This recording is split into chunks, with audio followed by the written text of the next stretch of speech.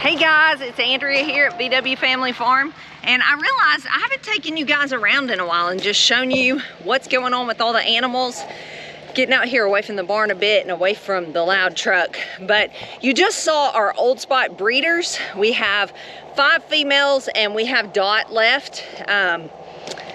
We always try to keep you guys informed and let you know what's going on. And we have mentioned a while back that Dot has never successfully bred one of the pigs, and they've never had babies by him. So we are actually in the works of figuring out what to do with him. It's once you get a full-grown boar, it's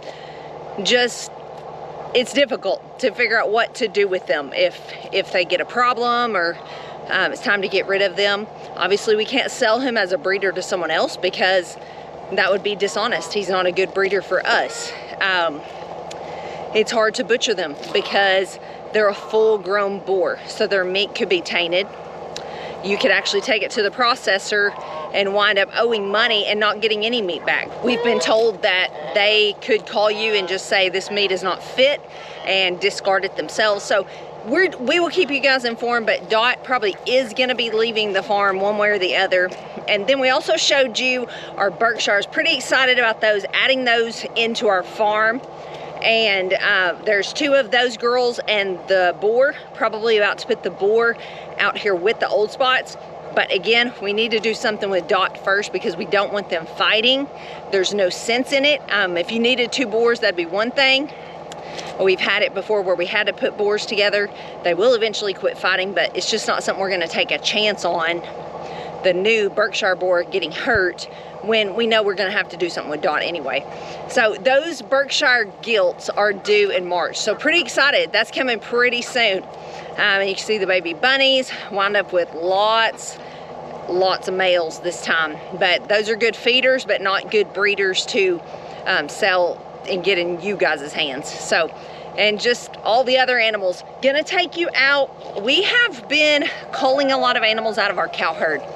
Gonna give you the stats on what we have left. Sometimes you have to tear something down to build it back better, and that's where we're at with our cattle. We've tore it down as far as it's gonna go. So I'm gonna tell you where it stands, what we have and why, and where we're heading. So let's go.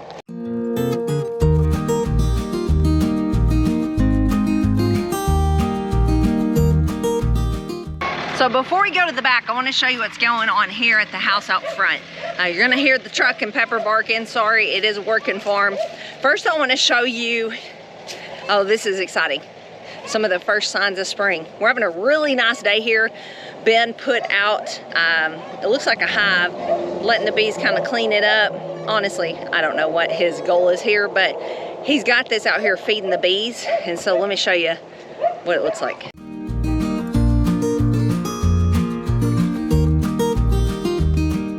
And I'm just gonna be honest, that's about as close as I'm gonna get. So we are out here in the front pen. If you've been around here for a bit, you know we had a bunch of babies back during a cold snap.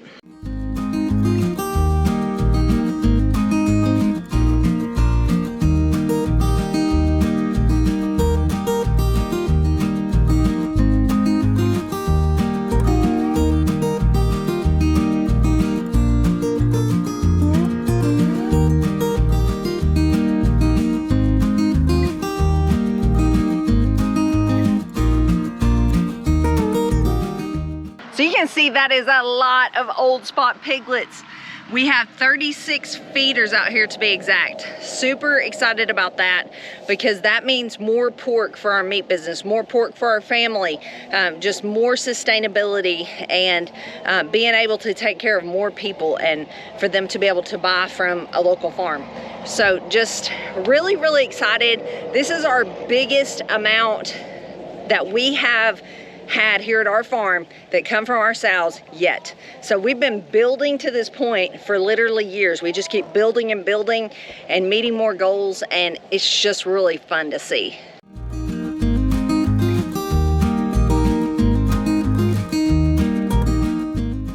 Having to feed the chickens and gather their eggs in this little building because the pigs will get in there and destroy everything. So Emily's got some feed. She's gonna feed them, gather their eggs. We still have a small flock of chickens, not a whole lot, but we are starting to get eggs.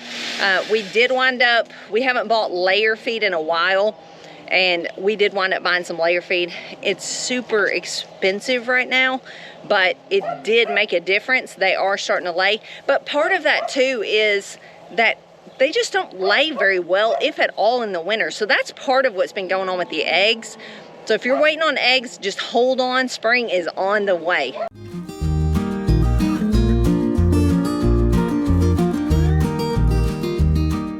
Before we go back to the cows, let's check on the plant babies real quick.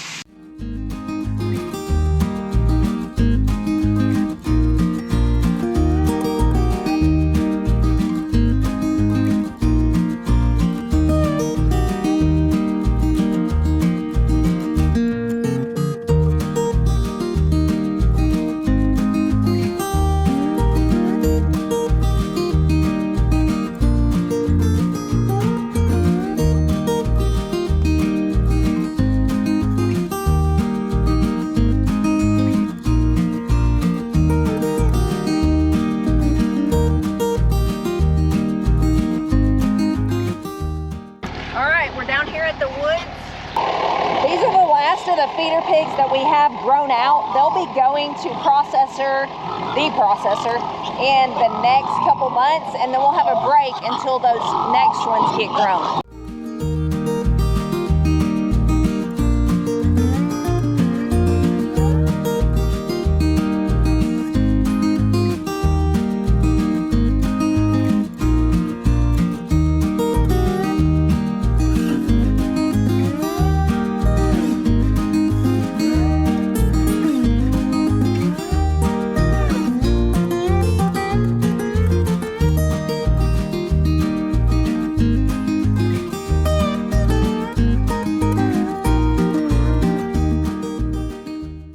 We have a deaf feeder pig.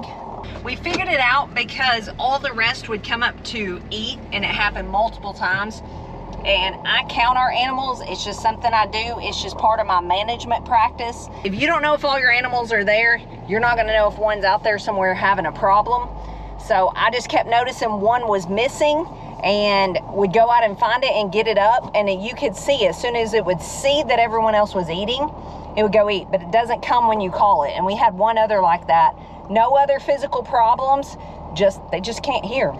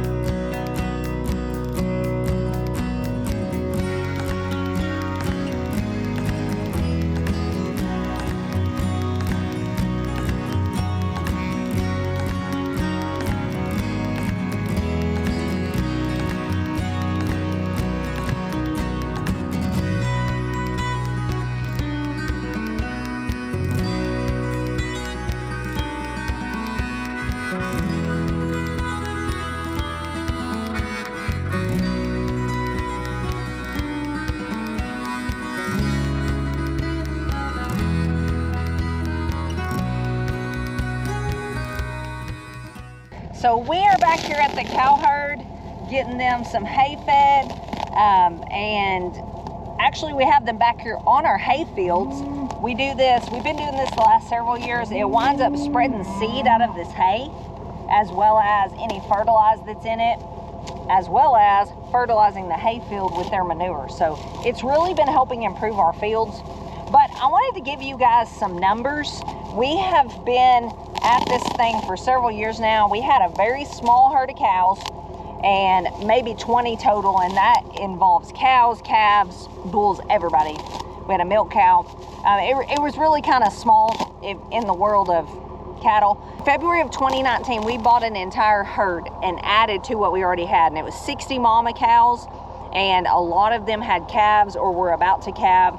So we went from small to a lot for us in overnight. Wound up being over 100 head, and it was a learning curve. We learned so much, but a lot of them, it was a group that a farmer had put together from cattle sales and all kinds of things. They were middle-aged and older cows. It was not a young herd. We knew that going into it. That's what we could afford, and it got us started. But slowly, as time has gone by, some of them have died. That just happens no matter what age cows you're raising, but it definitely happens when you have older ones. Some of them we've sold. We've weeded out the crazy ones. We've sold big groups of those because we didn't want that in our genetics. And just yesterday, we wound up hauling the last of what we were culling to the butcher. And so this is some drastic numbers, y'all, but we are down to, of our beef cows, we have 10. We have 10 left of full-grown beef cows, 2 of which are Lane and Emily's.